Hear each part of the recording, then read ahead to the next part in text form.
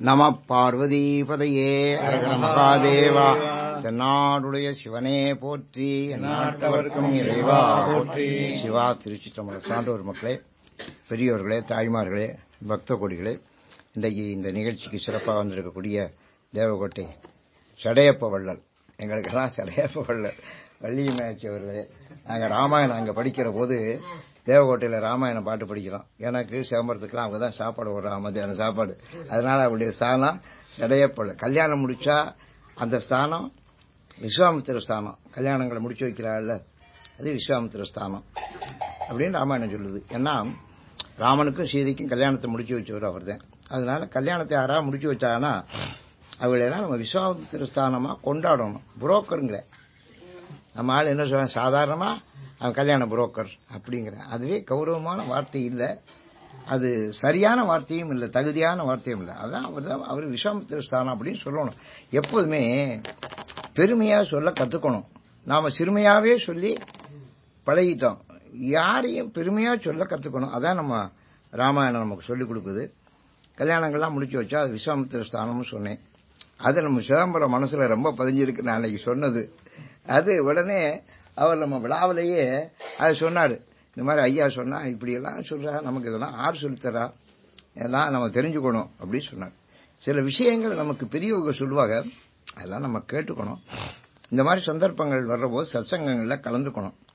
ஏன்னா நம்மளை நன்னெறிப்படுத்துறதே சத்சங்கம் தான் ஒண்ணு. ரெண்டாவது, இந்த திருவாசகம் பூரா என்ன சொல்லுது அப்படின்னா, இனிமே பிறவி வேண்டாம். அதானே இதனுடைய நோக்கம், முழு நோக்கம் இனிமே பிறவி வேண்டாம் அப்படிங்க. பிறவி வேண்டாம்னு என்ன செய்யறது? அடியார்களோட சேரணும், ஐம்புலன் ஆசையை தவிர்க்கணும், இந்த பஞ்ச பூதங்கள், இந்த நம்முடைய பஞ்ச கிருத்தியங்கள் இதையெல்லாம் நம்ம தடுக்கணும். இறைவனுடைய திருவடியை வணங்கினா நாம போய் சேரலாம், அப்புறம் நமக்கு பிறவி கிடையாது அப்படின்னு இந்த கருத்துக்களை தான் இந்த 51 பதியங்கள்லயும் சொல்லப்படுது. அது கொஞ்சம் வித்தியாசமா சொல்லப்படுகிறது. அதுல சிவருமானுடைய பெருமையை சொல்றாங்க. அதோட திருமாலும் அயனும் அவனை காண முடியாத காட்சியை சொன்னார்கள். அதான் முதல் நிகழ்ச்சி உலகத்திலே, பிரபஞ்சத்திலே நடந்த முதல் நிகழ்ச்சி. அதான் அடிமுடி தேடியப்படலாம். அதுதான் நம்முடைய புராணம் பூரா ஆரம்பிக்குது. எல்லா பதிகத்திலையும் அந்த கதையை அவர்கள் சொல்லுகிறார்கள். இன்றைக்கு நாம 48வது பதிகம் பார்க்க போகிறது பண்டாய நான்மறை. இது பூரா வெண்பாவல ஒரு 7 பாட்டு இருக்கு. வெண்பாவல 7 பாட்டு தான். இது வெண்பாவல எழுதியிருக்கிற அந்தாதித்தோட, அந்தாதுன்னா கடைசி வார்த்தையோ கடைசி வரியோ அடுத்த பாட்டுக்கு முதல் வரியா வரும். அப்படி இந்த இவ்வளவு பெரிய 51 பதிகத்திலையும் வெண்பாவா பாடி இருக்கிறது 2 பதிகம் தான். திருவெண்பா ஒண்ணு, இதுக்கு முன்னால் நம்ம படிச்சோம் திருவெண்பா. இப்ப நம்ம படிக்க போறது பண்டாய நான்மறை. இவ்வளவுதான் நமக்கு வெண்பாவல பாடப்பட்டிருக்க பாட்டு. பாக்கியெல்லாம் ஆசிரியப்பா, ஆசிரிய விருத்தம், கலிப்பா, இப்படி பல பாவினங்கள்ல வந்திருக்குது. இன்றைக்கு நாம பண்டாய நான்மறை பார்க்கிறோம். பண்டாய நான்மறையும் அதே கருத்து தான். அடுத்த பதிகம் தான் கொஞ்சம் கஷ்டமான பதிகம், நாம் அடுத்தாப்புல படிக்க போறது. அது கொஞ்சம் வித்தியாசமான பதிகம். இந்த பண்டாய நான்மறை அப்படி இல்லை, இது வெண்பாதான், எளிமையான பாட்டுகள் தான். பண்டாய நான்மறை, நான்மறைனா என்ன? 4 வேதங்கள். அதான் உலகத்துல முதல்ல தோன்றிய வேதம். அதான் முதல் நூல், உலகத்துக்கே முதல் நூல் அதான். அதுக்கு பிறகுதான் மற்ற நூல்கள் தான். நமக்கு எதையாவது ரெஃபர் பண்ணோம்னா, பாப்பா உன்னைத்தான் காணுமேன்னு நினைச்சுக்கிட்டேன், வாங்க 2 பேரும். நான் நீங்க மறந்துட்டீங்களோன்னு நினைச்சேன். வாங்க வாங்க உட்காருங்க, இப்படி வாங்க. இன்னைக்கு நிறைய அன்பர்கள் அப்படி அது மேல உட்காரலாம். சும்மா அப்படி மோகம் தெரியும் எனக்கு. நான் உங்க போனையும் நான் வாங்கி வச்சுக்கல, அதனால எனக்கு தெரியுதா தெரியும் எல்லாம் பதியாகட்டும். ராமு சாலா தம்பதிகள் அவங்களுக்கு ஒரு 4-5 பதிவு நிகழ்ச்சியத்தான் வர்ற, அதனால நான் பதிவு பண்ணிக்கல எல்லாம். ஏன்னா சில பேர் வருவா, அப்புறம் அடுத்த இடம் வரமாட்டா, அதனால நான் பதிவு பண்ணிக்கிறது. இவங்க தொடர்ந்து வருது அந்த பிள்ளைய, அதனால எனக்கு ரொம்ப ஆச்சரியமா இருக்கு. அவங்களுக்கு என்னுடைய வரவேற்பை நான் தெரிவித்துக் கொள்கிறேன். பண்டாய நான்மறை, பண்டுனா பழமைன்னு அர்த்தம். பழைய காலத்திலேருந்து வர்ற நான்மறை 4 வேதங்கள். வேதங்கள் இன்னைக்கு தொடங்கினது இல்லை. இப்ப பாரதியார், பாரதிதாசன், கவிமணி பாட்டுன்னு சொல்றோம். அதுக்கு முன்னால் ஆத்திசூடி, கொன்றை வேந்தன்னு சொல்றோம். அதுக்கு முன்னால் சங்கத்தமிழ்னு சொல்றோம். இதெல்லாம் சங்கத்தமிழ்னா ஒரு 2000 வருஷம். ஆனா இந்த வேதம் எப்ப தோன்றியது சொல்ல முடியாது. பிரபஞ்சம் தோன்றிய உடனே ஒரே இருட்டா இருந்த போது உலகத்துல முதல்ல கொஞ்சம் ஒளி ஏற்பட்டது, கொஞ்சம் ஒலி ஏற்பட்டது. அந்த ஒலி சிவனுடைய வாயிலிருந்து வந்தது. அது ஓம்ங்கிற வார்த்தை, ஓம்ங்கிற ஒலி. அதான் ஓங்காரம், அதான் பிரணவம்னு சொல்றது. முதல்ல ஏற்பட்ட மூல மந்திரம் அதான். முதல்ல ஏற்பட்ட மூல ஒலியும் மூல மந்திரமும் ஓங்காரம் தான். ஓங்காரத்துக்கு மேல மந்திரம் கிடையாது, தெரிஞ்சுங்க. ஓ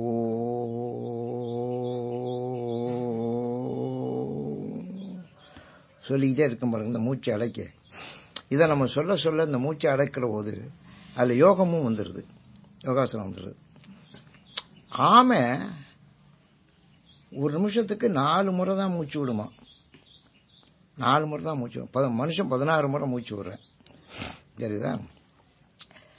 சில ஜீவராசிகள் 60-70 மூச்சு விடுது. எந்த ஜீவராசிகள்லாம் அதிகமான மூச்சை விடுதோ அதுக்கெல்லாம் ஆயுள் குறைச்ச. எந்த ஜீவராசிகள் மூச்சை அடக்கி குறைச்சலா விடுதோ அதுகளுக்கெல்லாம் ஆயுள் கூட. ஆமை ஒரு நிமிஷத்துக்கு 4 முறை தான் மூச்சு விடுமா, அதனால 300 வருஷம் வாழும். ஆமையினுடைய வாழ்நாள் 300 வருஷம், மனுஷனுடைய வாழ்நாள் 100 வருஷம் தான். 100லையும் இப்ப நம்ம வேக வேகமா மூச்சு விட்டு அதை 60க்கு கொண்டாந்துட்டோம். 60க்கு நான் கொஞ்சம் பரவாயில்ல, 85 வரைக்கும் ஓட்டியிருக்கேன். என்னால இனிமே எப்படி போகணும்னு இல்லை. அதனால மூச்சு விடுறதை பொறுத்தேன். இந்த ஓங்காரம் நீங்க சொல்ல போறது மூச்சு அடக்கித்தானே சொல்றீங்க, அதானே உங்களுக்கு யோகம்னு சொல்றேன். மூச்சு அடக்கிறதுக்கு ஓங்காரம் நம்ம பயன்படும், அதனால நம்ம வாழ்நாள் கூடும். அது ஒரு காரணம், சயின்டிபிக் ரீசன். ஓங்காரம் தான் முதல்ல ஏற்பட்ட மூல மந்திரம். ஓங்காரத்துக்கு அப்புறம் நமக்கு நமசிவாயங்கிற மந்திரம். நமசிவாய பஞ்சாட்சரம், 5 அட்சரம். பஞ்ச அட்சரம்னா 5 எழுத்துக்கள். நமசிவாய இதான் 2வது ஏற்பட்ட மந்திரம். அது சிவபெருமானுக்கு உரியது. அதுக்கு அப்புறம் ஏற்பட்டத இந்த பின்னால நம்ம சொல்லக்கூடிய நிகழ்ச்சிகள் தான். அதனால எல்லா மந்திரங்களும் பின்னால ஏற்பட்டதுதான். ஆனா வேதம் தான் 4வதா ஏற்பட்டது. வேதம் 4வதா ஏற்பட்டது. வேதத்தை சிவபெருமான் தான் சொன்னாரு. அவர் தான் வடமொழியும் உற்பத்தி பண்ணாரு, தமிழ் மொழிக்கும் அவர் தான் ஆசான் உற்பத்தி பண்ணவர். அவருடைய டமருகத்திலிருந்து உற்பத்தி ஆனதாக சொல்வார்கள். இந்த வேதத்துல சொல்லப்படாத செய்தியே இல்லை. உலகத்துல என்னென்ன உண்டோ அவளையும் சொல்லியிருக்கு வேதம். அதனாலதான் பண்டாய நான்மறைன்னு சொன்னேன். பண்டாய நான்மறை என்னன்னா பண்டுலேருந்து பழைய காலத்திலிருந்து வருகிற 4 வேதங்கள். இந்த 4 வேதங்கள் இப்ப ஏற்பட்டதில்லை. அதுக்கு முன்னால உலகத்துல எந்த வேதமும் கிடையாது, எந்த இலக்கணம் இலக்கியம் எதுவும் கிடையாது. அதனால பண்டாய நான்மறை. இது அனுபவத்துக்கு ஐயமின்மை உரைத்தல்னு பழைய உரைகாரர் சொல்லியிருக்கார்.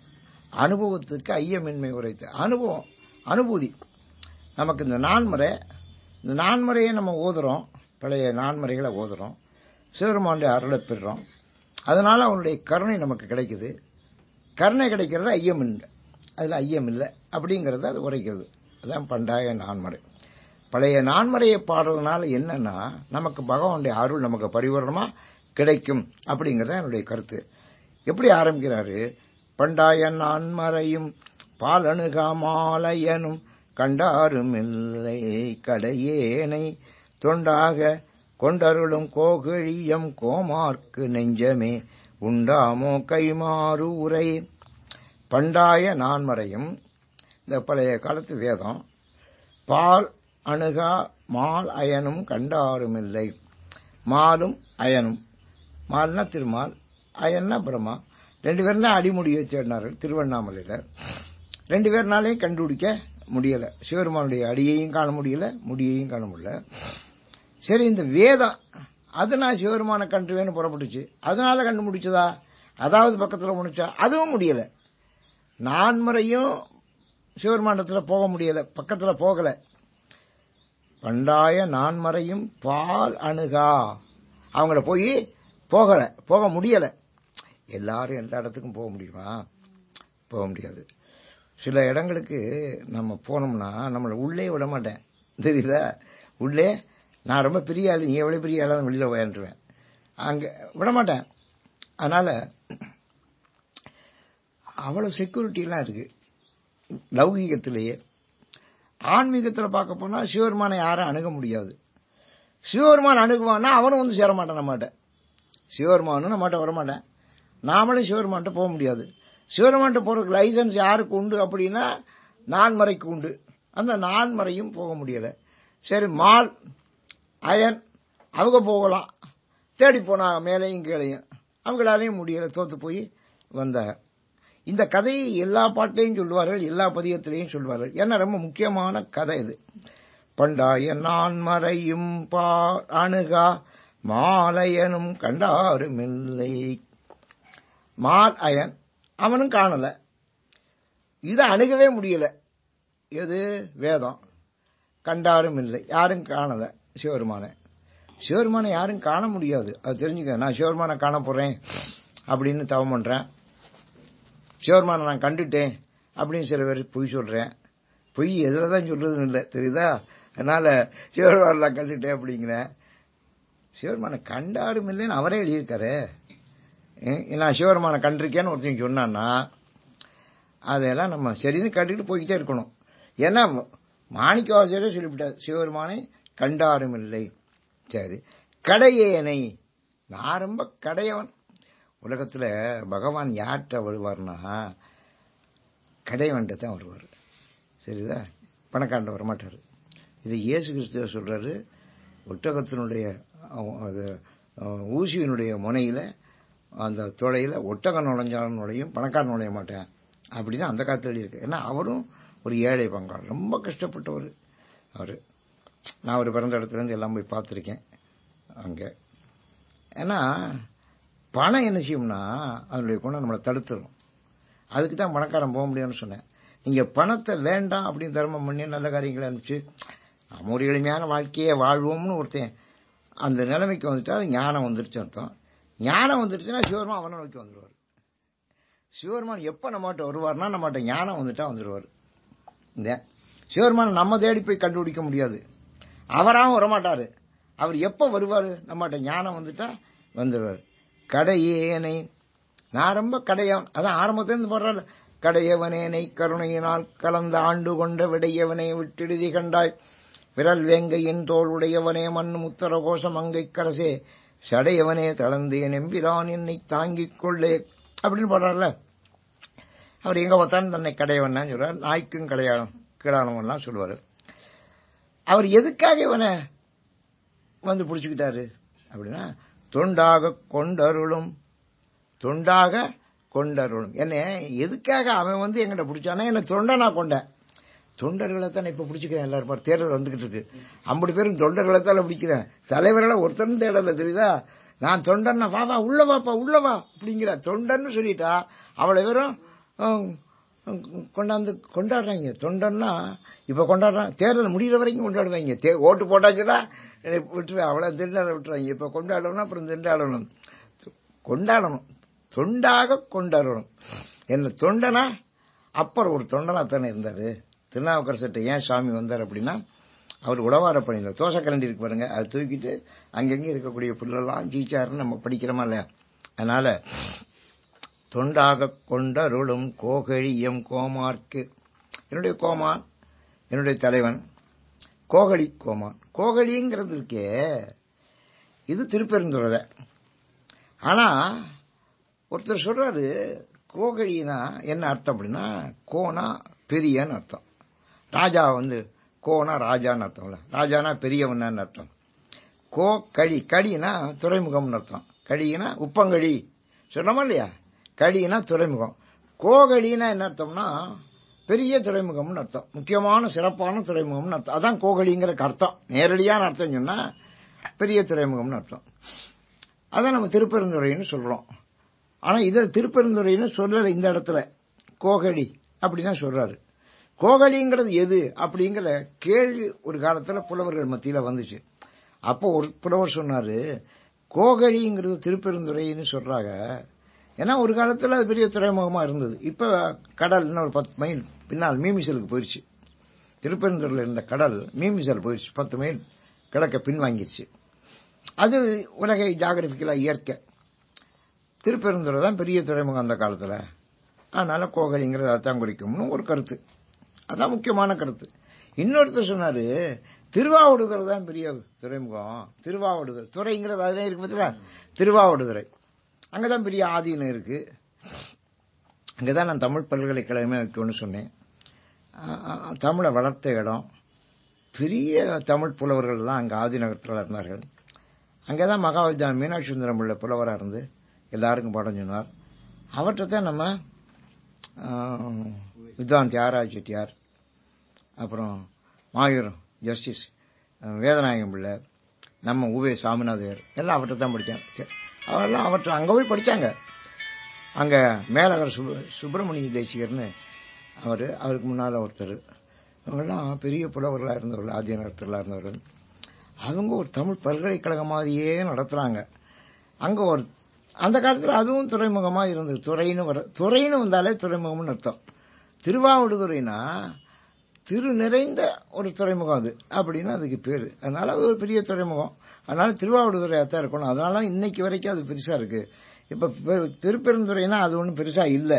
திருவாவடுதுறை இன்னைக்கு ரொம்ப பெருசா இருக்கு. பெரிய கோயில், ரொம்ப விசேஷமான இடம். திருமூலர் அங்கதான் வந்திருந்து திருமந்திரத்தை 3000 பாட்டை பாடினாரு. அதுக்குரிய இடமெல்லாம் இன்னும் இருக்குது. அதனால திருவாவடுதுறை தான் அது அப்படின்னு ஒருத்தர் சொன்னார்.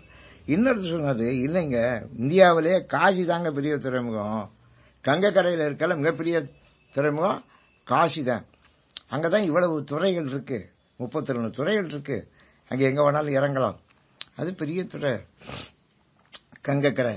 அதனால காசி தான் விஸ்வநாதர் இருக்கிற இடம். அதனால காசி தான் ஒருத்தர் சொன்னார். இப்படி கோகழிங்கிறதுக்கு 3 விதமான ஊர்களுடைய பெயர்கள் புலவர்களால் அந்த காலத்தில் சொல்லப்பட்டன. ஒன்னு திருப்பெருந்துறை, ஒன்னு திருவாவடுதுறை, இன்னொன்னு காசி. கோகழியம் கோமார்க்கே, நீங்க எதை வேணாலும் வச்சுங்க. கோகழிங்கிற இந்த இடத்துல அது திருவாவடுதுறையாகவும் இருக்கலாம், திருப்பெருந்துறையாகவும் இருக்கலாம், காசியாகவும் இருக்கலாம்.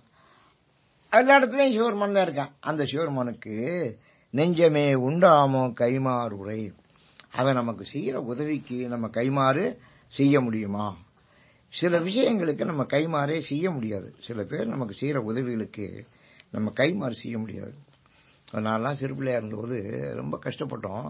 இப்ப கண்ணூர்ல வீணத்தன வீரபிச்சியார் வள்ளல் அவங்க தான் இந்த பள்ளிக்கூடம் கட்டியிருக்காங்க.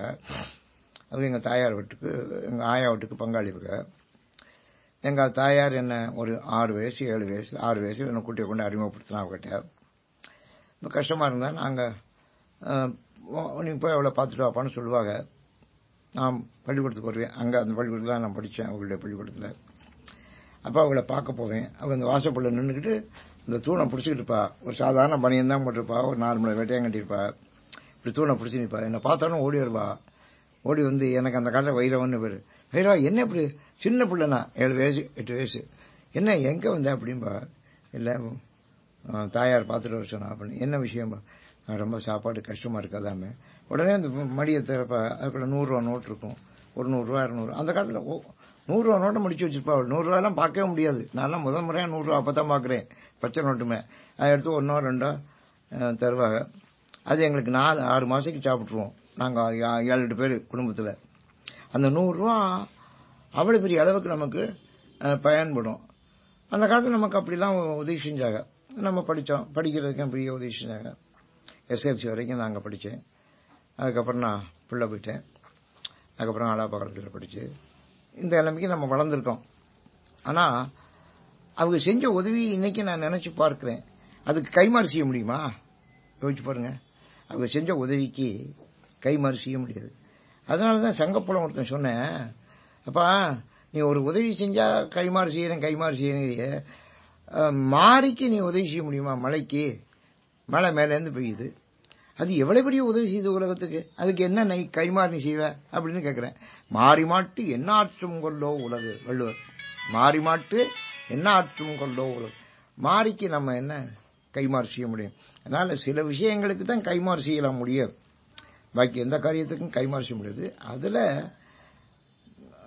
மாதா பிதா குரு தெய்வம்.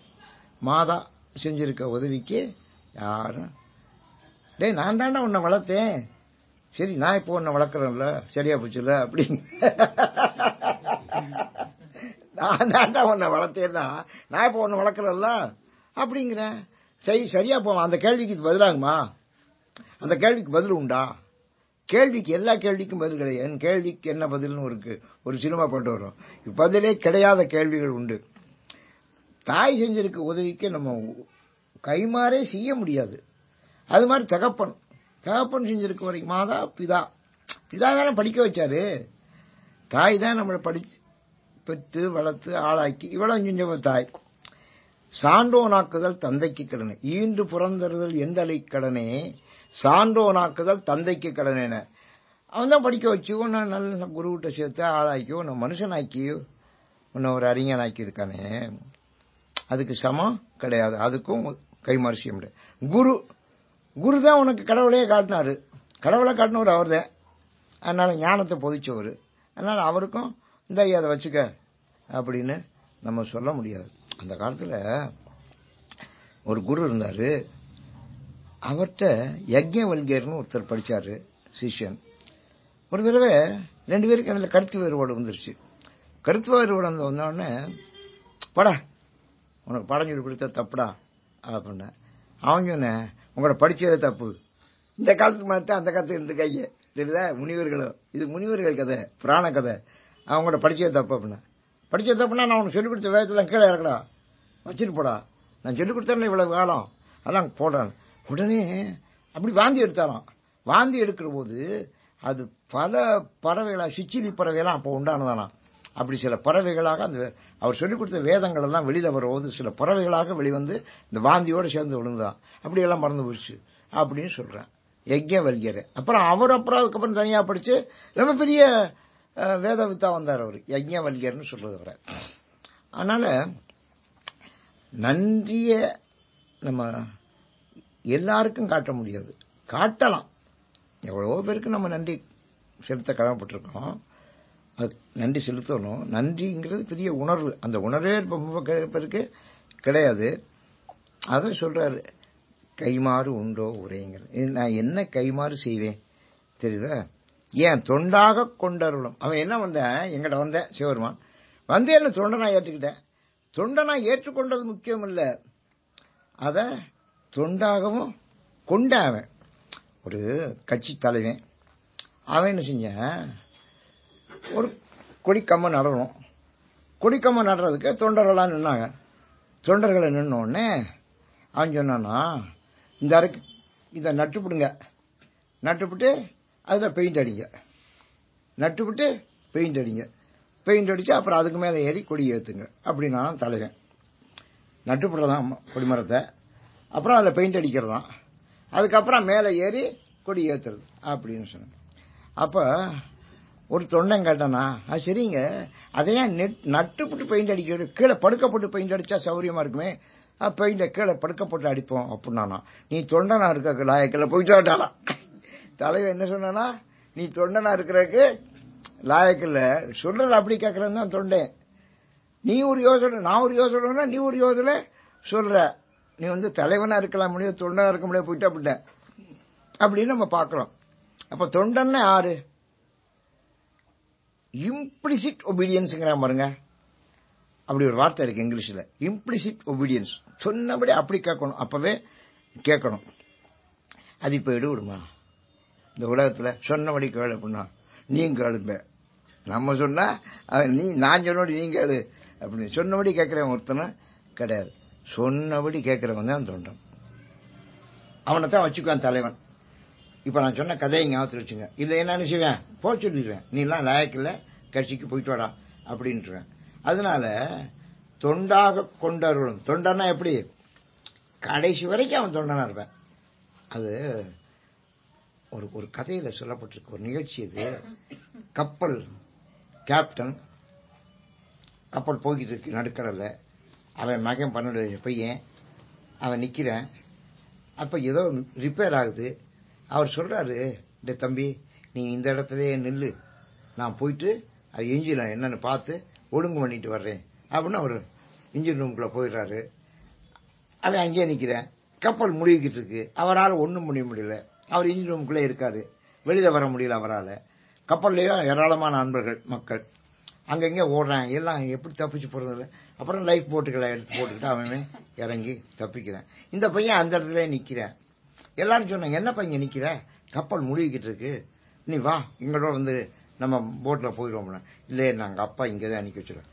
உங்க அப்பா கேப்டன்ரா, அவர் தான் உள்ளே போயிருக்காரு, அங்க என்ன நடந்திருக்குன்னு தெரியாதா, அவர் என்னமா வருவாரான்னு சொல்ல முடியாதா, கப்பலே முழுகுதரா, வாடா தப்பிச்சுக்கணும் வாடா. நோ, எங்க அப்பா என்ன சொன்னாரு, இங்கே நில்லுனாரு, நான் இங்கதான் நிற்பேன். ஏண்டா முழுகுதே, முழுகிட்டு போகுது, ஏண்டா நீ முழுகிட்டு போறேன். எங்க அப்பா என்ன சொன்னாரு, இங்கதான் நிக்க சொன்னாரு. அப்படிதான் அங்கேயே நின்று முழுகலாங்க. அப்படி ஒரு நிகழ்ச்சி எழுதப்பட்டிருக்கு, சரித்திரத்தில் எழுதப்பட்டிருக்கு. அதான் இம்ப்ளிசிட் ஒபீடியன்ஸ் இருக்குது. இம்ப்ளிசிட் ஒபீடியன்ஸ் இருக்குது. அதான் தொண்டு. அதான் தொண்டு. ஒரு பெரிய ஏரி, அந்த ஏரி தான் அந்த ஊருக்கே தண்ணி கொடுக்குது. அந்த ஏரி இல்லைன்னா அந்த ஊரே வாழ முடியாது. குடிக்க தண்ணி, விவசாயம் எல்லாத்துக்கும் அதான் தண்ணி கொடுக்குது. ஒரு பையன், மாடு மேய்க்கிற பையன், அவனுக்கு 12 வயசு இருக்கும். அவன் மாடு மேய்ச்சிட்டு போனேன் சாயங்காலம் நேரம் பார்த்தேன். அது ஒரு இடத்துல ஒழுகிக்கிட்டு இருக்கு. ஏரியில அந்த அணையில ஒரு இடத்துல கசிவு ஒழுகிக்கிட்டு இருக்கு. நான் பார்த்தேன், என்னடா இப்படி ஒழுகிக்கிட்டு இருக்கே, இது கொஞ்ச நேரத்தில் பெருசா வந்துருமே, இவ்வளவு தண்ணி இருக்கே, இது என்ன பண்றது. இப்ப இனிமே நம்ம ஊருக்குள்ள போய் மக்களை திரட்டவும் முடியாது, மக்களுக்கு தவறு சொல்லவும் முடியாது, இப்ப என்ன பண்றது அப்படின்னு பார்த்தேன். மாடெல்லாம் மேய்ச்சிருந்த மாடெல்லாம் அங்க நிக்குது, எல்லாம் நிக்குது. இவன் என்ன செஞ்சானா, கைனாலே வச்சு அடைச்சேன். கைனாலே வச்சு அடைச்சிக்கிறேன். இருட்டி ரொம்ப நேரம் கைனாலே அடைச்சிக்கிறேன். அதுக்கு மீறி பொத்தல் பெருசாயிருச்சு. ஏன்னா அந்த பிரஷர்ல கொஞ்சம் கொஞ்சம் கொஞ்சம் கொஞ்சமா வெடிவாதி ஆகணும் பிரஷர். அப்ப கைனால தடுக்க, 2 கைனாலையும் தடுத்து பார்த்தேன், தடுக்க முடியல. நல்ல இருட்டு, என்னடா பண்றது, துணைக்கு ஆள் இல்ல, செய்தி சொல்ல முடியாது, யாரும் வரமாட்டாங்க. அப்ப திரும்பிக்கிட்டேன், திரும்பி முதுகுனால அடைச்சுக்கிட்டேன். முதுகு பெரிய ஓட்டையை அடைக்கும்ல, பெரிய ஓட்டைய முதுகுனாலே அடைச்சுக்கிட்டு அந்த தண்ணி வெளியே வராம என்ற வரைக்கும் காப்பாத்திக்கிருக்கேன். ஊருக்குள்ள இருந்தவங்களா என்னடா மாடு மேய்க்க போனவன் மாட்டையும் காணும் இவனையும் காணும்னு விடிஞ்சவன தேடி வந்தா இந்த பய அப்படியே மயங்கி கிடக்கேன். அப்படி நிக்கிறேன், அப்படியே மயங்கிட்டு நிக்கிறேன், தன் உணர்வு இல்லாம இருக்கிறேன். அப்பதான் வந்தவர்கள் பார்த்தாங்களா, அவனுக்கு விலைக்கு பார்த்தா அவ்வளவு பெரிய ஓட்டை இருந்தான். அப்புறம் எல்லாருமே சேர்ந்து அழைச்சு காப்பாற்றி அந்த பையனை ரொம்ப பெருசா கொண்டாடினார்கள் என்று ஒரு சரித்திர நிகழ்ச்சி நாம படிக்கிறோம். அதான் தொண்டு. அவன் செஞ்சது பெரிய தொண்டு. ஊருக்கே பெரிய தொண்டு இல்லை, இல்லைன்னா அந்த ஊரே அழிஞ்சு போயிருக்கும். சில ஊர்கள்லாம் அழிஞ்சு போகுது இல்ல. இப்படி ஒரு ஆள் தொண்டு செஞ்சா ஒரு உலகத்தையே காப்பாற்றலாம். அதனாலதான் தொண்டுக்கு ரொம்ப மரியாதை கொடுத்தாரு. தொண்டாக கொண்டருளும் கோமார்க்கு என்ன தொண்டனா கொண்டானே சிவருமான், அவன் தான் என்னுடைய கோமான், அவனுக்கு நெஞ்சமே உண்டாமோ கைமாறு ஊரே. நான் என்ன கைமாறு அவனுக்கு நான் செய்ய போறேன். அவன் ஒன்னும் செய்யல. சிவருமா அவனுக்கு என்ன செஞ்சேன், தன்னை அவனுக்கு தொண்டனா ஏற்றுக்கொண்டான். அவனே வந்தேன், தொண்டனா ஏற்றுக்கொண்டேன். தொண்டனா ஏற்றுக்கொண்டதற்கு நான் என்ன கைமாறு செய்ய போறேன். இப்ப சுந்தரமூர்த்தி நாயனாருக்காது சிவருமான் தூதெல்லாம் போனாரு, அவரே தொண்டு செஞ்சாரு, அப்படிலாம் சரித்திரம் படிக்கிறோம். ஆனா என்ன சாதாரண தொண்டனாக ஏற்றுக்கொண்டானே, அதுக்கு நான் என்ன கைமாறு செய்ய. அதனால தொண்டு செய்யறதுங்கிறது சாதாரணமான விஷயம் இல்லை, தொண்டர்கள்ங்கிறது சாதாரணமான வார்த்தையும் இல்லை, அதுக்கு கைமாறும் கிடையாது. பாரி அந்த காலத்துல நிறைய தர்மம் பண்ண, எல்லாரும் பாரி பாரி பாரி பாரி பாரி பாரின்னு சொன்னார்கள். எல்லாரும் அவ்வளவு பேரும், ஏன்னா அவன் பெரிய பாரியா, அவன் பாரி அவன் பாரி, அதான் நல்ல தர்மம் பண்றவன் எல்லாம் பாரின்னு சொன்னான். பாரி பாரி என்று சென்னா புலவர் சொல்ற ஒருத்தர், பாரி ஒருவனுமா இருக்க மாரியம் உண்டு ஈண்டு உலகு புறப்பதுவே அப்படின்னு பட. பாரி எல்லாரும் பாரி பாரிங்கிற, பாரி மாறி தொண்டு செய்யக்கூடியது மாரியும் இருக்குது அப்படின்னு ஒரு சங்கப்புறம் எழுதுறேன் புறநானூர்ல. மாரியும் உண்டு, மழை இருக்குது அப்படிங்கிற. அப்ப மழைக்கு உதாரணம் சொல்ல முடியாது, மழைக்கு கைமாறு செய்ய முடியாது. அது மாதிரி பாரி செஞ்சதுக்கும் நம்ம கைமாறு செய்ய முடியாது அப்படிங்கறத சொல்றேன். அது மாதிரி தொண்டர்களுடைய உதவிக்கும் தொண்டுக்கும் நம்ம கைமாறு செய்ய முடியாது. தொண்டர்களுடைய தொண்டுக்கு கைமாறு கிடையாது. உள்ள மலம் ஒன்றும் மாய ஊபெருந்தேன் வெள்ளம் தரும் வரியின் மேல் வந்த வள்ளல் மருவும் பெருந்துரையை வாழ்த்து மின்கள் வாழ்த்த கருவும் பெரும் பிறவிக்காடு. உள்ள மலம் ஒன்றும், நமக்கு மலம் 3 மலங்கள், ஆணவம் கண்மம் மாயை. மலம்னா குற்றம்னு அர்த்தம். மலம், நமக்கு என்ன மலம் இருக்கு, நமக்கு என்ன குற்றம் இருக்கு, ஒவ்வொருத்தன் தலையிலையும் குற்றம். இப்போ ஒவ்வொருத்தன் தலையிலையும் ஒரு 35,000 ரூபாய் 65,000 ரூபாய் கடன் இருக்குங்கிறேன் இந்தியாவில். இப்ப நம்ம பிறந்திருக்கு பாருங்க புள்ள, அது தலையில 65,000 ரூபாய் கடன் இருக்குங்கிறேன். அது ஒவ்வொருத்தன் தலையில இருக்க கடன். அதே மாதிரி ஒவ்வொருத்தன் தலையிலையும் 3 மலம் இருக்கு. என்னது? ஆணவம், கண்மம், மாயை. இந்த 3 இருக்கு. ஆணவம் இருக்கு, அது பிறக்கிற போதே வந்தது ரத்தத்தில். நார் தெரியுமா அப்படிமே, எவனை போனாலும் நார் தெரியுமா அப்படிங்க. அந்த தேர்தலில் பாருங்க, என்னை மதிக்கவே இல்லை, என்னை வாங்கன்னு கேட்கல, இவனே போய் நிற்கிறேன், என்னை வாங்கன்னு கேட்கணுங்கிறேன், என்னை மதிக்கவே இல்லைங்கிறேன். அதெல்லாம் ஆணவம். தெரியுதா? ஆணவம் இருக்கிற வரைக்கும் நம்மளை அதான் ஈகோங்கிற மாதிரிங்க, நம்ம பெருசாவே நினைச்சுக்கிட்டு இருப்போம். நம்மளை பெருசா எப்போலாம் நினைக்கிறோமோ அப்ப அந்த மலம் வேலை செய்யறோம். நம்ம எப்ப சிறுசா நினைக்கிறோமோ அப்ப தொண்டன் ஆகிட்டோம். கடையேனைங்கிற கடைசியா இருக்கவன் தான் தொண்டன். ஆனா நம்ம எப்படி இருக்கணும்? உள்ள மலம் 3, நமக்கு மலம் 3 மலம்: ஆணவம், கண்மம், பழைய கர்மங்கள், மாயை. உலகத்துல எவ்வளவு மாயை இருக்குங்கிறீங்க? மாயை கொஞ்சம் மாயா வேலை செய்யுது. இந்த மாயையினால்தான் நம்ம உலகத்துல ஏதோ பல காரியங்கள் செய்யறோம். இல்லைன்னா நம்ம ஒரு காரியமும் செய்ய மாட்டோம். மாயை தான் நம்மளை இயக்குது. உள்ள மலம் 3 மாய. சிவருமான்ட்ட போயிட்டா அந்த 3 அடிவிட்டு போயிடும். உகு பெருந்தேன் வெள்ளக் தரும் வரியின் மேல் வந்த வள்ளல். உகு பெருந்தேன் வெள்ளம். அவன் ஒரு பெரிய தேன் வெள்ளம். சிவருமான் நல்ல இனிமையானவன், தேன் போன்றவன். வெள்ளம், தேன் வெள்ளம் எப்படியோ அப்படி அவன். தரும் பரியின் மேல் வந்த வள்ளல். அவன் எப்படி வந்தான்? பரியினா குதிரையில வந்த வள்ளல் அவன். எங்கட எப்படி வந்தேன்? குதிரையில ஏர்ல வந்தேன். அது எந்த நிகழ்ச்சி ஞாபகம் இருக்கா? மதுரையில் நடந்த நிகழ்ச்சி. மதுரையில் நரியை பரியாக்கி நம்ம படிக்கிற பாருங்க, அது மாணிக்கவாசகர் வாழ்க்கையில் நடந்தது. எனக்காக குதிரையில ஏறி வந்தானே சிவருமான். ஏதோ ஏறி வருவான் சாதாரணமா, காலையில தான் ஏறுவேன். சிவருமான் வந்து குதிரையில ஏற மாட்டேன். ஐயனார் தான் குதிரையில ஏறுவார். இந்த சேமங்குதிரைன்னு சொல்லாம பாருங்க, பாத்தீங்களா? சேமங்குதிரைன்னு ஐயனார் மண்ணில் செஞ்சு வச்சிருப்பேன். அதே ஒரு குதிரை வந்து 10 லட்சம் 5 லட்சம் ஆகுது. அவளை அப்படி பண்ணி வச்சிருக்கேன். சேமங்குதிரை. ஐயனார் தான் குதிரையில வருவாரு. ஆனா சிவபெருமான் காலையில தான் வருவாரு. அதுக்கு பேரு அறம்னு பேரு, தர்மம்னு பேரு. அவன் ஏறி வர்ற காலைக்கு பேர் என்ன? தர்மம். தர்ம செங்கண் விடையான்மை. விடையினா காலையில தான் வருவேன் சிவபெருமான். ஆனா எனக்காக குதிரையில வந்தானே, யோசிச்சு பாருங்க. அவன் எப்பவும் காலையில வர தேவகோட்டையில ரெட்டையானார்னு ஒரு சிட்டியா இருந்தாரு. ஆனார்னா அருணாலஞ்சிட்டியார்னு பேரு. உடம்பு ஊரா உடம்பெல்லாம் வெந்நீர் சன்னித்த மேனின்னு சிவருமான சொல்ல, உடம்பு ஊரா விபூதி ஊசியிருப்பாரு. அவரே சொந்த செலவுல 7 ஓதுவாரம் வச்சிருந்தாரு. 7 ஓதுவாரம் பாடுவாங்க சொந்த செலவுல. இப்ப கோயில ஒரு ஓதுவார் கிடையாது, 7 ஓதுவார் சொந்தமா வச்சிருந்தாரு. இந்தியாவில் இருக்க 1008 சிவாலயத்திலையும் அவர் வந்து படம் கட்டியிருக்காரு. சரிதா? கட்டளை 1008 சிவாலயம், 1008 சிவாலயத்தையும் படம் கட்டியிருக்காரு. அங்கே இருந்தாலும் ஊதி வரும். ஒரு நாளைக்கு 10 கோயில் 8 கோயில் 4 கோயிலேருந்து விபூதி வரும். அதுக்கு ஒரு பெரிய தாம்பாளம் வச்சிருந்தார், வெள்ளி தாம்பாளம். அந்த விபூதியை போஸ்ட்மேன் கொண்டு வந்தா அந்த தாம்பாளத்துல வாங்கணும். பாருங்க, விபூதிய நம்ம சும்மா கையில வாங்குறோம், இந்த கையில வைக்கிறோம், அந்த கையில வைக்கிறோம், விபூதி வைக்கிறோம், அந்த மடல்ல வைக்கிறோம், வீதி வைக்கிறோம், இங்கேயும் கண்ட இடங்களை விபூதி வைக்கிறோம். அவர்கிட்ட கத்துக்கணும். வெள்ளி தாம்பாளத்துல வாங்கணும். வாங்கின ஏற்பாடு அந்த 7 ஓதுவாரையும் உட்கார சொல்லுவாரு. உட்காந்துட்டு முதல் விபூதி எடுப்பாரு. இது திருவாரூர்ல இருந்து வந்திருக்கு, நீங்கெல்லாம் திருவாரூர் பதிகத்தை பாடுங்க பாரு.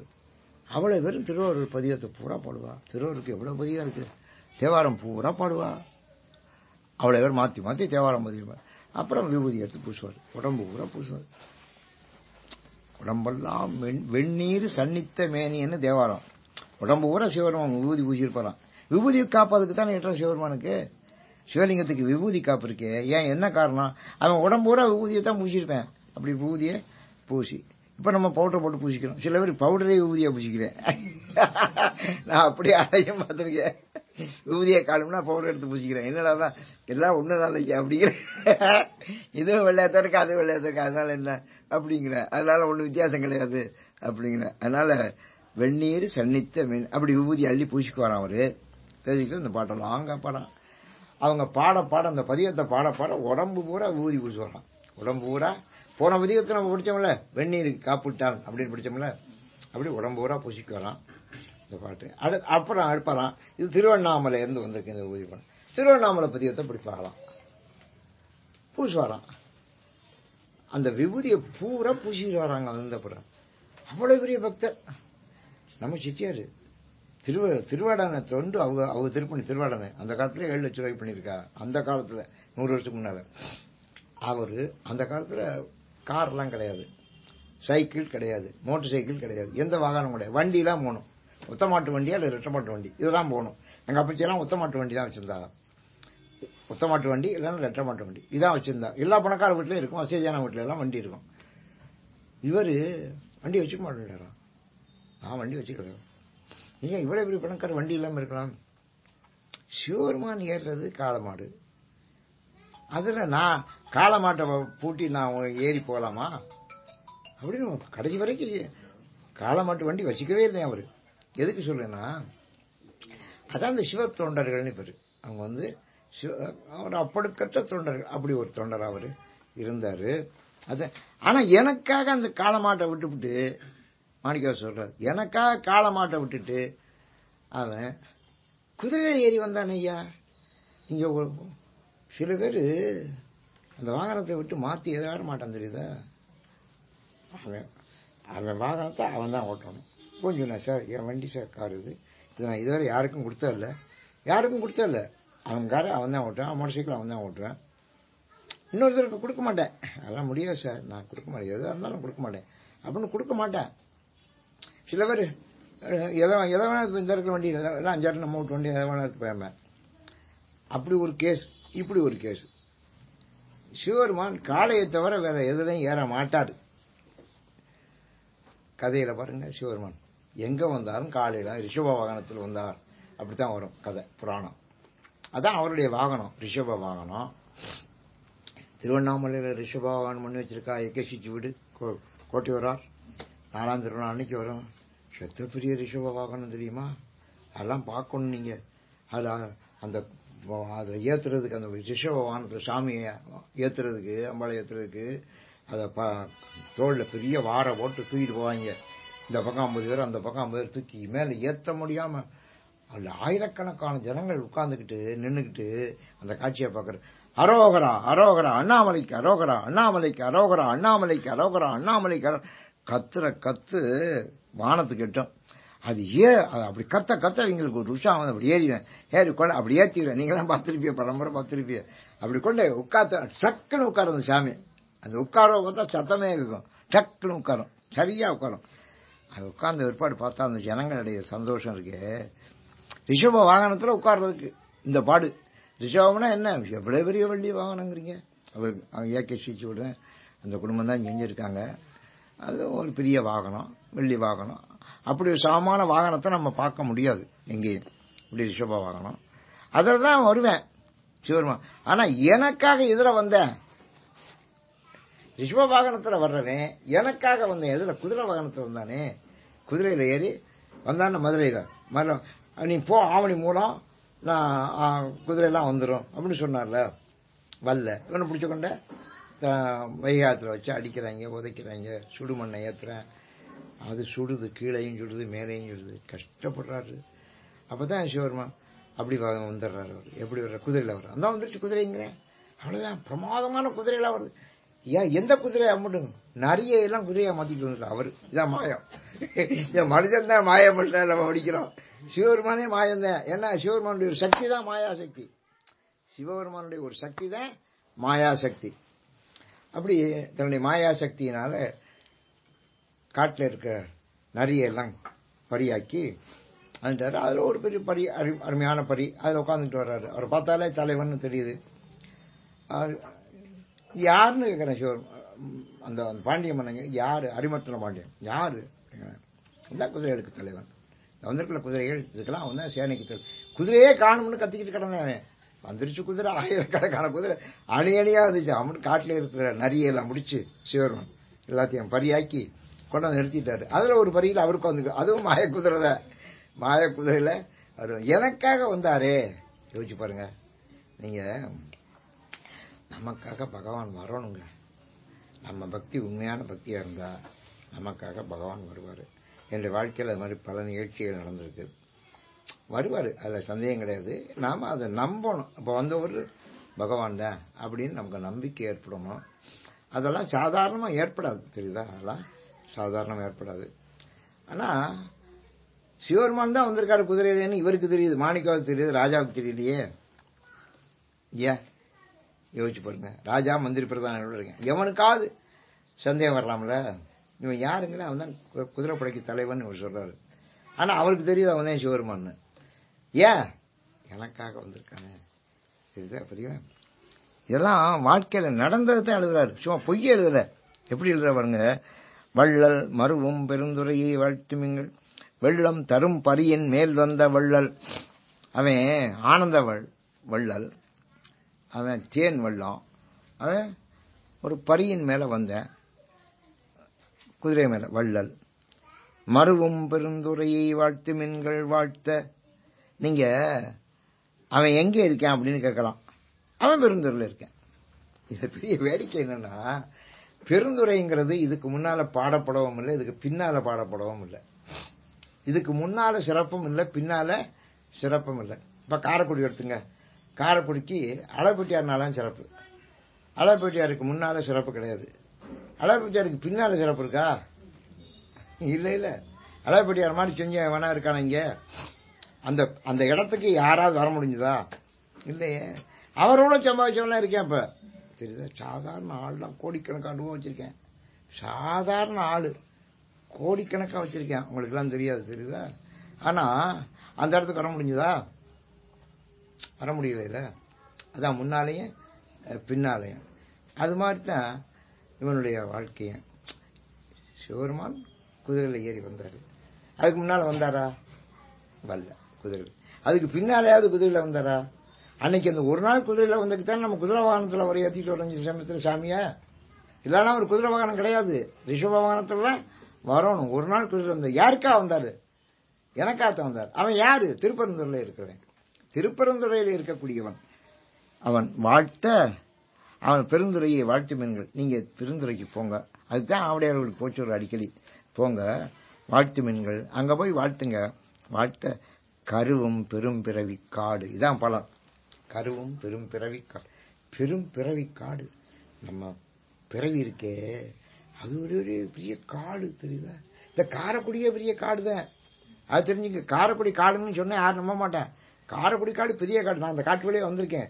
8 வயசுல எங்க ஆத்தா கூட்டிட்டு வந்தா சந்தைக்கு வந்தேன். இது வழியா தான் புதுவையில இருந்து நடந்து வந்தேன். அந்த காட்டுக்குள்ள பிரம்மாண்டமான காடு. அவ்வளவு காட்டையும் அளவிச்சு பெரிய பெரிய. அப்பதான் புல்டோசரை முதல்ல இந்த ஊருக்கு கொண்டாந்து புல்டோசர் போட்டு அவளையும் இடிச்சு தள்ளி பார்த்தா பெரிய பெரிய புற்றுக்கள்.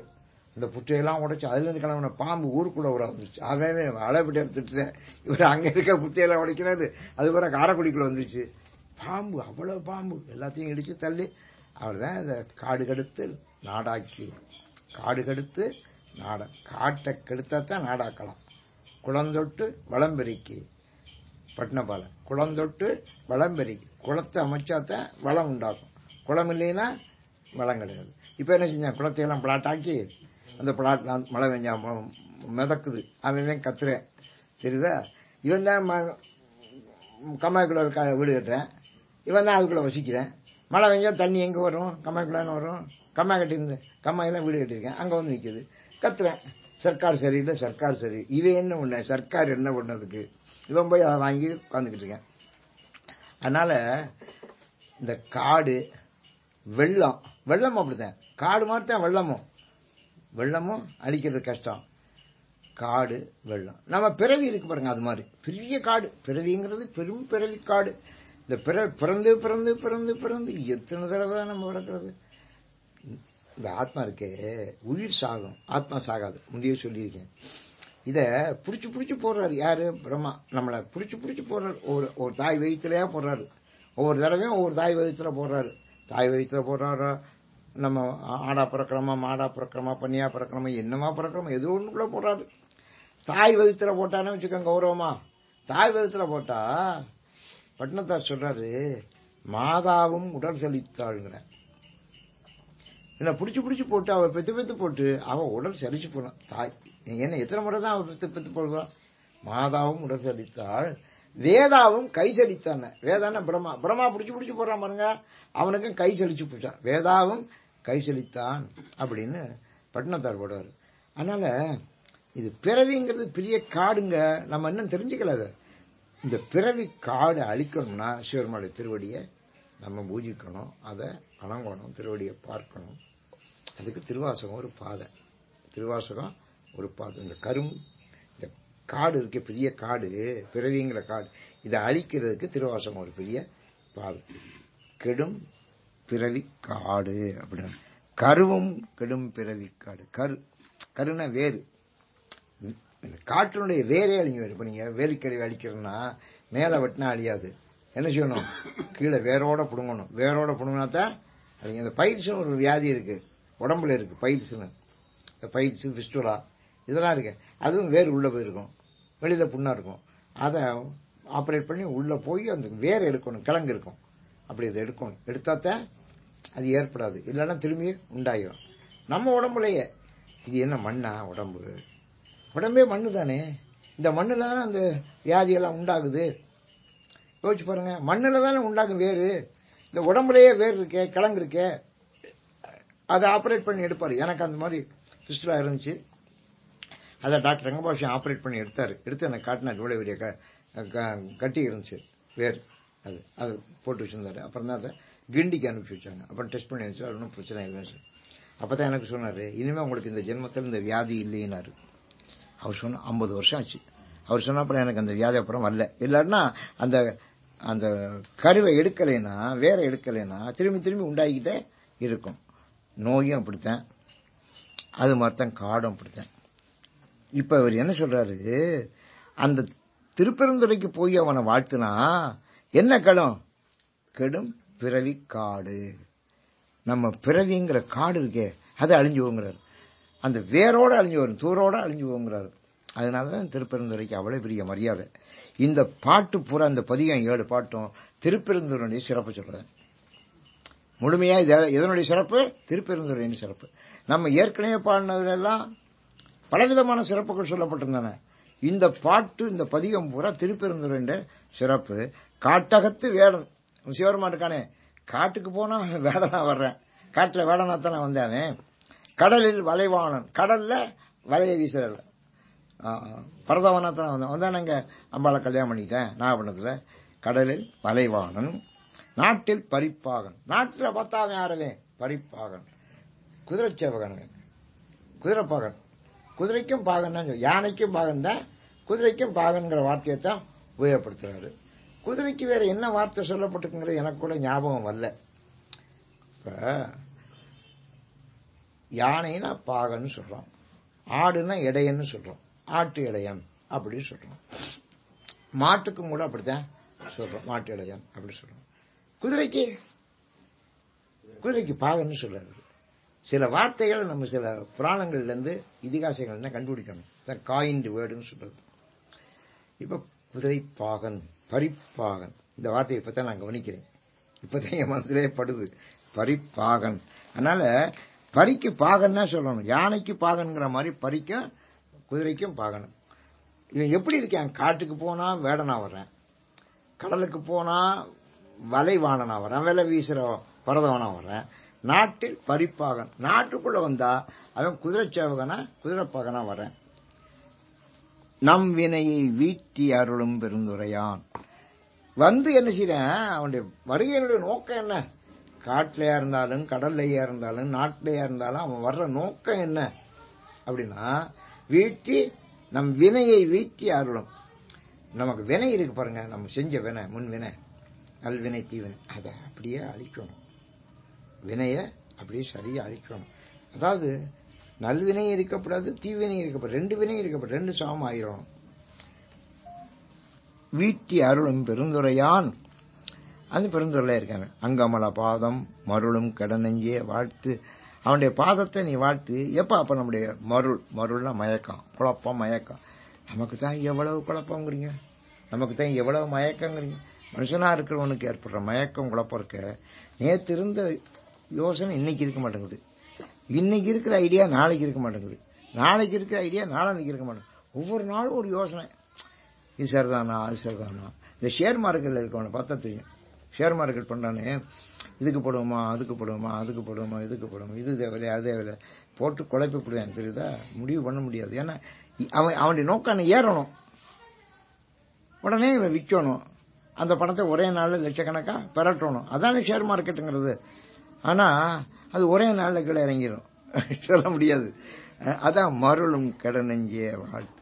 மயக்கம், நம்முடைய நெஞ்சு எப்படி இருக்கும்? மயக்கத்திலே தான் கிடக்கும். மயங்கி போன நெஞ்சுதான்.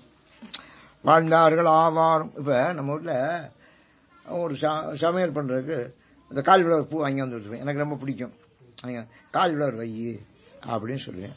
அப்ப இந்த பின்னால் இருக்கிற புள்ள ஒரு குழம்பு கொண்டு வந்துடும், இந்த இருக்கு இன்னைக்கு எங்கிட்ட, நான் இந்த குழம்பு வச்சு இந்தாங்கன்னு சொல்லுவேன். உடனே ஆச்சரியம், அப்ப நாளைக்கு இந்த காலிஃப்ளவர் வச்சா என்ன, நான் இன்னைக்கு வைக்கிறதுக்கு தான் வைக்காதிருக்கேன். அதான் ஆச்சரியம், இன்னைக்கு குழம்பு வந்துருச்சுல, அப்புறம் இதை நாளைக்கு வச்சுக்கோமே அப்படிங்கிற எண்ணம் வரும். ஏன் அதையும் சாப்பிடு இதையும் சாப்பிடக்கூடாதோ? அந்த மனசு கேட்காது, தெரியுதா? நான் கேட்பேன், ஏப்பா அதையும் சாப்பிடு இதையும் சாப்பிடுமே, உங்களுக்கு இருந்த எல்லாத்தையும் சாப்பிடு போயிடுவே, இன்னைக்கு சாப்பிடுவோம் நாளைக்கு அதை சாப்பிடுவோம். மயக்கம். ஒரு சாதாரண விஷயத்துக்கே நம்ம முடிவு செய்ய முடியாது, தெரியுதா? மருளும் கெட நெஞ்சே வாழ்த்து. அதனால நெஞ்சுங்கிறது என்ன செய்யும், நாம் நம்மளை போட்டு மறுட்டிக்கிட்டே இருக்கோம், மயக்கப்படுத்திக்கிட்டே. நம்ம கைலாயத்துக்கு போவோமா வேண்டாமா, போனா பத்திரமா போயிட்டு வந்துடுமா, எல்லாரும் பத்திரமா வந்துடுமா, அங்க எப்படி இருக்கு விசா வந்துடுமா. ஒரு ப்ரோக்ராம் நீங்க போட்டீங்கன்னு வச்சுங்க, அந்த ப்ரோக்ராம்லயே எவ்வளவு குழப்பம் வரும் தெரியுமா? மருளும் கெட நெஞ்சே வாழ்த்து. மயக்கம்ங்கிறது இருக்கே, அது குழப்பம், அது அஞ்ஞானம், அது நம்மளை போட்டு கெடுக்கும். அந்த மருட்சியை நீக்குவது எது? திருப்பெருந்துறை. திருப்பெருந்துறை என்ன செய்யுது? முதல்ல என்ன செஞ்சாரு? நம்ம பிறவி காட்டை அழிப்பானாரு. இப்ப நம்முடைய மயக்கத்தை நீக்குவாருன்னு சொல்லி இருக்கிறாரு. அவருக்கு நம்ம கைமாறு செய்ய முடியாது, தெரிஞ்சுங்க. வாழ்ந்தார்கள் ஆவாரும் வல்வினையை மாய்ப்பாரும் தாழ்ந்துலகம் ஏத்த தருவாரும் சூழ்ந்து வர சென்றிறைஞ்சி ஏத்தும் திருவார் பெருந்துரையை நன்றிறைஞ்சி ஏத்தும் நமர் வாழ்ந்தார்கள் ஆவாரும். நல்ல வாழ்க்கை வாழ்ந்தவங்க, வல்வினையை மாய்ப்பாரும் வினைகளை அழிச்சவங்க, தாழ்ந்துலகம் ஏத்த தருவாரும் உலகத்தில் இருக்கிற எல்லாரும் தாழ்ந்து அவர்களை வணங்குகிறார்கள். அப்படி இருக்கக்கூடியவர்கள் சூழ்ந்த மரல் சென்றிறைஞ்சி ஏத்தும் அமரர் சூழ்ந்து வர, எவரெல்லாம் சூழ்ந்து வர ஏத்தும் திருவார் பெருந்துரையை. பெருந்துரைக்கு என்ன சிறப்புனா, அமரர்கள்லாம் சென்று வாழ்த்துகிறார்களாம். நன்றிறைஞ்சி ஏத்தும் நம்மவர்கள் நம்முடைய அடியார்கள் எல்லாம் போய், அப்பதான் அவங்க தான் வாழ்ந்தார்கள் ஆவாரும். அப்படி போய் யாரெல்லாம் அதை வணங்குறாங்களோ அவர்கள் தான் வாழ்ந்தார்கள் ஆவார்கள். வல்வினையை மாய்ப்பார்கள். நீங்க திருப்பெருந்துறைக்கு போய் வணங்கினா உங்களுக்கு நல்ல வாழ்க்கை, அப்புறம் வல்வினை கிடையாது, அப்புறம் தாழ்ந்து உலகம் ஏத்தது. இந்த உலகமே உங்களை பணிஞ்சு வணங்கும். உலகமே நம்மளை பணிஞ்சு வணங்குதுன்னு சொன்னா அது பெரிய வாய்ப்பு இல்லையா? அது உலகமே உன்னை பணிஞ்சு வணங்க. ஆமா, அப்ப அப்பர் சுவாமிகள் சொன்னா உலகமே பணியுது இல்ல. அதனால நன்னி பெருந்துரையை நம்மிடர்கள் போயகலை எண்ணி 7 கோகடி கரசி. நன்னி பெருந்துரை, பெருந்துரைய நன்னுதெல்லாம் அடைதல் தான். பெருந்துரையை போய் அடையணும். நான் ஒரு தடவை அங்க பேசினேன், முற்றோருக்கு போயிருப்போது. அப்ப அமெரிக்காவிலேருந்து 2 பையங்க வந்தாங்க. அதனால எங்களுக்கு சாப்பாடு ஓடுறக்கா அங்க ஒரு விடுதி இருக்கு, அந்த நகரத்தார் விடுதி, அங்க நேமத்தாம்பட்டி சேர்ந்தவங்க. அந்த பிள்ளைகளுக்கு சொன்னா 2 பையங்க வந்துட்டாங்க இந்த அமெரிக்காவிலேருந்து, இதுக்காக வந்திருக்காங்க. வந்து நம்ம நிகழ்ச்சியெல்லாம் கேட்டாங்க, நான் பேசலாம் கேட்டாங்க. கேட்டுட்டு சொன்னாங்க, சார் திருவாசகத்தில் இவ்வளவு விஷயம் இருக்கா? நாங்க இவ்வளவு காலம் பணத்தையே எண்ணிக்கிட்டு இருந்தோம், பணம்ல பணத்தையே எண்ணிக்கிட்டு இருந்தோம், திருவாசகம்னா எங்களுக்கு ஒண்ணுமே தெரியாது. இப்ப நீங்க சொல்லத்தான் திருவாசகத்தினுடைய பெருமை தெரியும். நல்ல வேலைக்கு நாங்க வந்தோம் சார். ஏன்னா திருவாசகத்துக்கு படிக்கிறவர்களுக்கு சாப்பாடு போடுறதுக்காக மிட்டாது இங்க எவனா அமெரிக்காவில இருந்து திருவாரூர் போவானா திருப்பெருந்துறைக்கு அப்படின்னு கேட்டாங்களா எல்லாரும். நாங்கள் அப்படித்தான் நினைச்சோம், என்னமோ புறப்பட்டு வந்துட்டோம். வந்த ஏற்பாடுதான் தெரியுது நாங்க எவ்வளவு பெரிய தவறு பண்ணிருக்கோம் வாழ்க்கையில அப்படிங்கிறது இப்பதான் சார் தெரியுது அப்படின்னு இந்த 2 பையன்களை சொல்லிட்டு போனேன். இந்த திருவாசகத்துல எவ்வளவு விஷயங்கள் இருக்குங்க, இந்த திருப்பெருந்துறையில எவ்வளவு பெரிய சிறப்பு இருக்கு. இதோட சிறப்பு தெரிஞ்சாலே எங்க முன்னோர்கள் இங்க விடுதி ஆயிட்டு இருக்காங்க, சாப்பாடு ஓட்டுருக்காங்க.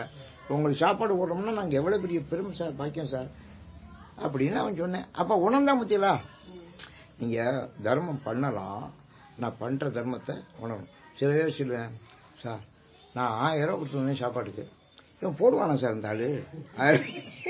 1000 ரூபாய்க்கு போடுவானா இல்ல 500 ரூபாய்க்கு தான் போடுவானா? 500 ரூபாய் எடுத்துக்கிறானா? ஏன்டா உனக்கு எதுக்குல இருந்துக்க, அவன் சாப்பிட்டானே அவன் சாப்பிட்டானே எல்லாம் உன்ன போட்ட இல்ல சார், நமக்கு தெரியணும்ல அப்படிங்கிற. ஏன்டா இது என்னடா தெரிஞ்சுக்க போற, நீ தான் கொடுத்துட்டீங்களா, நன்மையில கொடுத்தது அப்படின்னா. இல்ல சார் இருந்தா நம்ம தெரிஞ்சுக்கணும், இது என்ன தெரியும், ஒருத்தன் உண்டியல்ல பணம் போட்டேன், உண்டியல்ல போட்டு, சார் இந்த உண்டியல்ல போடுற பணம் எங்க சார் போகுது எங்கிட்ட கேட்கிறேன். இந்த உண்டியல்ல போட்ட பணம் எங்க, அது எங்கேயோ போகுது உனக்கு இல்ல, அவன் எடுத்துக்கிட்டா என்ன சார் பண்ற, எடுத்து போறேன், உன் வேலை முடிஞ்சிட, நீ போட்டிடுறா, அதோட வேலை முடிஞ்சு போயிடுறா. அது யார் எடுக்கிறா என்ன பண்றா, இந்த வேலையெல்லாம் நமக்கு இல்லடா. நம்ம அதான் மருளும் கடனஞ்சிய வாழ்த்து. மயக்கம், எத்தனை மயக்கங்கிறீங்க, சாமி கும்பிடுறது இது சாமி தானங்கிறேன், கும்பிடுற போதே இதை கேட்கறாவத்து, இது சாமி தானே சார், இந்த சாமி என்ன சார் பண்ணும், இந்த சாமி இவ்வளவு காலம் இங்க என்ன பண்ணிக்கிட்டு இருக்கு சார், என்னென்ன கேள்வி எல்லாம் கேட்கறாங்கிறீங்க. அதான் மருளும் கடனஞ்சிய, இந்த மருட்சியே வராது, தெரியுதா. திருப்பெருந்துறைக்கு போனா அந்த மருட்சியே வராதுங்க. இப்ப என்ன சிறப்பு பத்தியா திருப்பெருந்துறைக்கு, திருப்பெருந்துறைக்கு என்ன சிறப்பு, கருவும் பெரும் பிறவி காடுனாரு, பிறவி காடை அறிஞ்சு போனாரு. அங்க போனீங்கன்னா உனக்கு மருட்சியே வராதா, மயக்கமே வராதுடா. அங்க அம்பாளும் யோகாம்பாள், அம்பாள் அவர் ஆத்மநாதரும் யோகம்தான், அங்க உருவமே கிடையாது, அருவமா தான் இருக்காரு. அந்த யோகாம்பாள் சன்னதியில் அந்த பக்கத்தில் உட்காந்துக்கிட்டு அந்த இடத்துல ஒரு மணி கட்டிடுவேன், அந்த இடத்துல உட்கார்ந்து நீங்க சுவாமி அம்பாளையும் தரிசிச்சு நீங்க என்ன பிரார்த்தனை பண்ணாலும் நடக்கும். இதெல்லாம் யாருக்கு நான் இதோட சொன்னதில்லை, எனக்கு ஒருத்தர் சொன்னாரு, தெரியுதா, எனக்கு ஒருத்தர் சொன்னாரு, அந்த ஊர்ல ஹெட் மாஸ்டர் இருந்தாரு, யார் சொன்னாரு, என்னை கூட்டு போனாரு, இந்த இடத்துல உட்காந்து நீங்க என்ன கேட்டாலும் நடக்குங்க அப்படின்னாரு. அவர் அங்கே ஹெட் மாஸ்டர் இருந்தார், அந்த ஸ்கூலுக்கு நான் மீட்டிங் பேச போறது.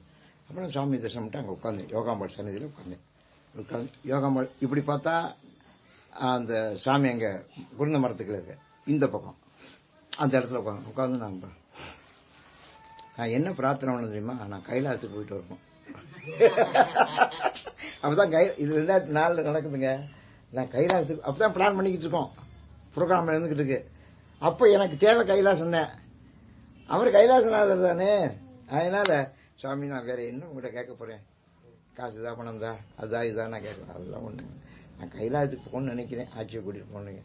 ஆட்சியை கூட்டிட்டு போகணுங்கிறது 5 வருஷம் தள்ளி போட்டேன், இல்லைன்னா முன்னாலே போயிருப்பேன். ஆட்சியை கூட்டிட்டு போக வேண்டாம்னா அவன் நான் வந்தே தீர்வேங்கிறான், கட்டாயப்படுத்தல நான் வந்தே தீர்வேன். அவன் விட்டுட்டு போக முடியல, இனிமேல் நமக்கு வயசாகுது, ஆனால் கூட்டு போட முடிவுன்ட்டேன். அப்ப ஆட்சியும் கூட்டு போடுறா முடிவுன்ட்டேன். அதனால சாமி எனக்கு அந்த கைலாச யாத்திரை நடத்தணும். நான் போயிட்டு வந்தேன்னா கல்யாணத்துக்கு கைலாசத்துக்கு ஏற்பாடாயிடுச்சுங்க, கும்பிட்டு வந்தேன்னு. அதுக்கப்புறம் கைலாசத்துக்கு போயிட்டு வந்தா அவரை போய் கும்பிட்டேன். இது நான் யாருக்கும் சொன்னதில்லை, நான் புஸ்தகத்தோட எழுதலை, இதை நான் எழுதணும். ஏன்னா அதான் மருளும் கடனஞ்சே வாழ்த்து. அந்த திருப்பெருந்துறை சிறப்பு என்னென்னலாம் சொல்லாத்துல, கருவும் பெரும்பிறவி காடு, இன்னமும் உனக்கு பிறவி காடு கிடையாது அப்படிங்கிறாரு. அப்புறம் மருளும் கடனஞ்சே வாழ்த்து, உனக்கு மயக்கமே வராதுங்கிறாரு. நன்றிறங்கி ஏத்தும் நம்மவர்கள், ஏன் அவங்க வாழ்ந்தவர்கள், அப்புறம் வல்வினையை மாய்த்தவர்கள், உலகமெல்லாம் தாழ்ந்து ஏற்ற தகுந்தவர்கள், அவங்கெல்லாம் போய் வணங்குறாங்க. ஏப்பா நீ என்ன அதோட பெருசா, நீங்கெல்லாம் அதோட பெருசா, போய் அவரை போய் திருவாரூர் பெருந்துறையான் நன்றறிஞ்சு ஏற்றும் நம்மெல்லாம் போய் எங்க வணங்கணும், நம்ம எல்லாம் வணங்கணும். நன்னி பெருந்துறையை நம்மிடர்கள் போயகல எண்ணி 7 கோகை கரசை, நன்னி பெருந்துறையை நம் இடர்கள் போயகல், அங்க போனா நம்ம இடர்கள் எல்லாம் போயிருங்கிறார். அப்படியே கஷ்டங்கள் எல்லாம் நீங்க ஒருத்தனுக்கு எவ்வளவு கஷ்டப்படுறான்னு தெரியுமா, எவ்வளவு கஷ்டம். ஒருத்தன் சொன்ன இங்க வந்திருந்தேன், சார் நான் ஒரு லாட்டரி சீட்டு கடை நடத்திக்கிட்டு இருக்கேன், அவன் சொல்றேன் நான் லாட்டரி சீட்டு கடை நடத்திருக்கேன், என்னை வாழ்த்தி லாட்டரி சீட்டு கடையை வாழ்த்தி எனக்கு ஒரு பாட்டு எழுதித்தாங்க கவிதை, நீங்க ரொம்ப பெரிய கவிஞர் காரைக்குடி கூட சொல்றா, நானும் ரொம்ப ஒரு பாட்டு எழுதணும்னு நினைச்சேன், யார்கிட்ட எழுதி வாங்கலாம்னு கேட்டேன், யாரை பார்த்தாலும் உங்களையே சொல்றேன், அதனால எனக்கு அவனை ஆள தெரியாது, அதனால நான் உங்களையே தஞ்சாவூர் ஜில்லாக்கிறேன், அதனால ஒரு பாட்டு மட்டும் எனக்கு எழுதித்தாங்க சார். நான் சும்மா இருந்தேன், சார் ஒரே ஒரு பாட்டு என்னை வாழ்த்தி எழுதித்தாங்க அப்படின்னா. நான் சொன்னேன், அப்பா எனக்கு இந்த வியாபாரமே பிடிக்காது, இந்த சூதாட்டம்லாம் நான் விரும்ப மாட்டேன், அதனால நீ இந்த லாட்டரி சீட் நடத்துறேங்கிற, உனக்கு தொழில், நீ பாட்டு லாட்டரி சீட் நடத்து, அதை வாழ்த்தி நான் பாட்டு எழுதப்படாது. என் பேர்ல அது ஒரு பாட்டு இருந்தா பிற்காலத்தில் எழுதுனா இவர் லாட்டரி சீட்டை எல்லாம் சேர்த்து பாடியிருக்காரு, இவர் என்னடா பெரிய கவிஞர் சொன்னாலும் இவர் என்ன பெரிய கவிஞர், லாட்டரி சீட்டை வாழ்த்தி இருக்காரு, இவர் என்ன பெரிய கவிஞர் அப்படி என்ன சொல்லுவேன். ஒரு பாட்டு எழுதுனா போப்பா என் பேரை கெடுக்கிறதுக்கு, என்னால் நான் எழுத மாட்டேன் அப்படின்னு. உடனே ஒரு 500 நோட்டத்துக்கு, இது நான் சொல்ல 15 வருஷம் இருக்கும். அப்பதான் நாட்டு சீட்டு இருந்த காலம் 20-25 வருஷம் இருக்கும். இந்த இடத்துல நடந்துச்சு. ஒரு 500 அப்ப 500 நோட்லாம் ரொம்ப வேல்யூ இருந்த காலம். 500 ரூபா தூக்கி வச்சு சார் இதை வச்சுங்க சார், நீங்க எழுதி கொடுங்க. எப்ப நான் காசுக்காக எழுத நினைச்சியா? நான் உனக்கு காசுக்காக எழுதி தர மாட்டேன் நினைச்சா? நீ காசு வச்சோன்னு எழுதி, இந்த 500 ரூபாய்க்கு நான் எழுத நினைச்சா? நீ 500 எழுப்பா, அந்த இடத்துல 5 லட்சம் ரூபாய் நோட்டை வைப்பா, நான் பாட்டு எழுத மாட்டேன்.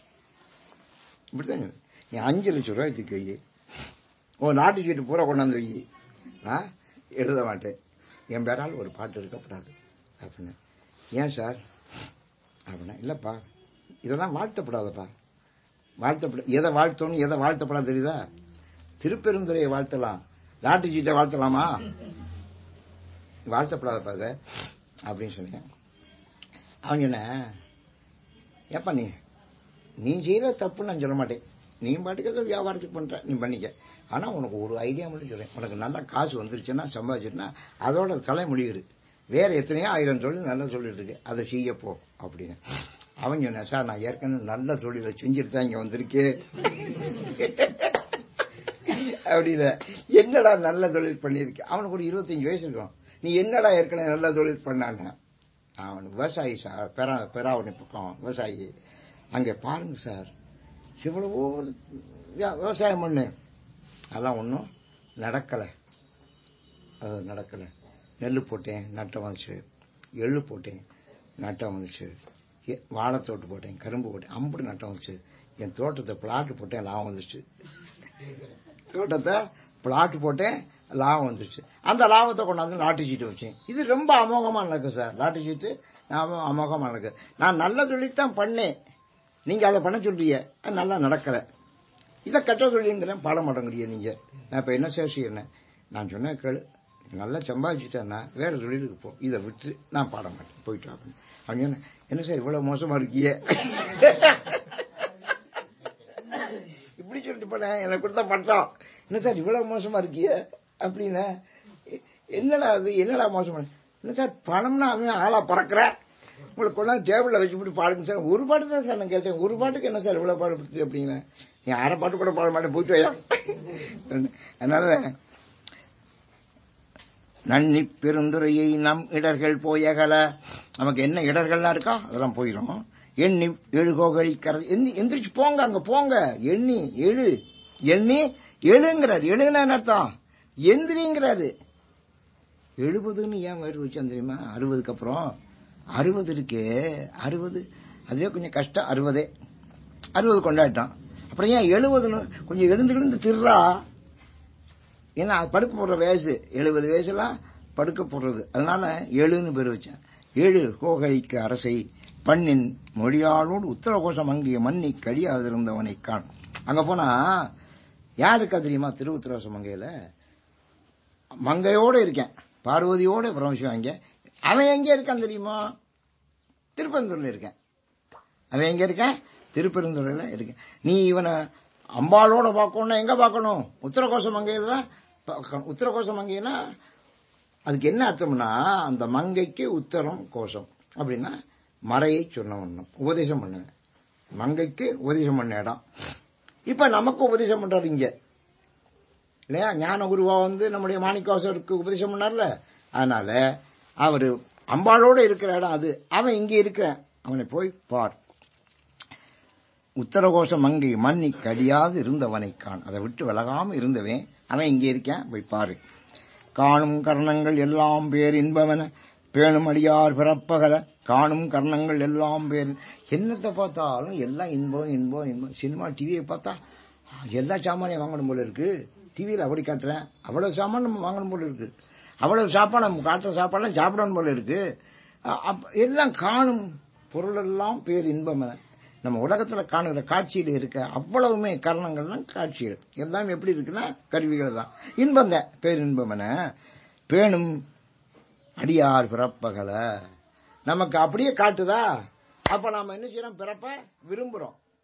பிறப்ப நம்ம அப்படி பார்த்துக்கிட்டா எல்லாம் நிச்சயமா இருக்கு, அழகழகா இருக்கு, அப்படி இப்படி இருக்கு, இப்படி மாயம். இந்த தோற்றத்தை எல்லாம் காணும் காட்சி எல்லாம் எப்படி இருக்கு? பேர் இன்பம் தான் எல்லாம், பேர் இன்பம். அப்படித்தான் சொல்றேன். இந்த வீட்டை வாங்குங்கள், எங்கள் வாழ்க்கை பூரா இன்பமாக இருக்கலாம் அப்படிங்களா? மறுநாக்கால மழை வந்து தண்ணி வந்தோட துன்பத்தை இன்னைக்கு அன்னைக்கு சொன்னீங்க, இன்னைக்கு என்ன, இன்னைக்கு தண்ணி விட்டு விளையாடு ஒன்னும் சொல்ல முடியாது. பார்த்தா பேரின்பம் மாதிரி காட்டும். ஆனா என்ன இடையூறு, அந்த இடையூறு அகல அங்க போய் வணங்க. பேரின்பம் என என் பேணும் அடியார் பிறப்பகல, அடியார்களுடைய பிறப்பு அகலும். கருத்து என்ன? நம்முடைய பிறப்பு அகலணும். காணும் பெரியானை நெஞ்சிய பெருந்துரை என்றும் பிரியானை வாயார. அவன் பெருந்துரையை விட்டு பிரிஞ்சவன் இல்லை. அவனை வாயார பேசு, போய் வாயார பாடுங்க, பேசுங்க. பேசும் கடைசி பாட்டு, பேசும் பொருளுக்கு இலக்கியமாம் பேச்சிறந்த மாசின் மணியின் மணிவார்த்தை. பேசும் பொருளுக்கு இலக்கியம், பொருளுக்கெல்லாம் அவன் தான் இலக்கியம், பொருளுக்கெல்லாம் அவன் தான் இலக்கு. நம்ம என்ன பொருளை சொன்னாலும் அவன் தான் நமக்கு அங்க வருவேன். பேசி பெருந்துரையை என்று பிறப்பறுத்தேன், நல்ல மருந்து என்னடி என் மனத்து. நல்ல மருந்து அவன். என்ன மருந்து? பிறப்பு வராமைக்கு உரிய மருந்து, நமக்கு பிறப்பே வராம செய்யக்கூடிய மருந்துவன். அதை என் மனசுல வச்சுட்டேன். ஆனா நான் என்ன செஞ்சேன்? பெருந்துரையே என்று பிறப்பறுத்தேன். பெருந்துரையே பெருந்துரையே பெருந்துரையே பெருந்துரையே. நீங்க பெருந்துரைன்னு சொன்னாலே பிறப்பகலுங்கிறார். கடைசியா எப்படி முடிக்கிறாரு? நீங்க பெருந்துரைன்னு சொன்னாலே பிறப்பகலுமா. அதான் அவருடைய சிறப்பு. பெருந்துரை பெருந்துரை பெருந்துரை. இப்ப அது நான் உங்களுக்கு 276 பாடப்பட்ட ஸ்தலத்துல சொல்றபோது இந்த கருத்து சொன்னேன். நம்ம எல்லாரும் விரும்பினாங்க. அப்ப மீனாவும் வந்திருந்தா, மக மீனா. அவ அதுல இருந்து எனக்கு என்னோட அப்பா பெருந்துரை அப்படின்னு தான் பேசுவா. அப்பா பெருந்துரை அப்படிதான் பேசுவா. நீங்க பெருந்துரைன்னு சொன்ன, காசின்னு சொன்ன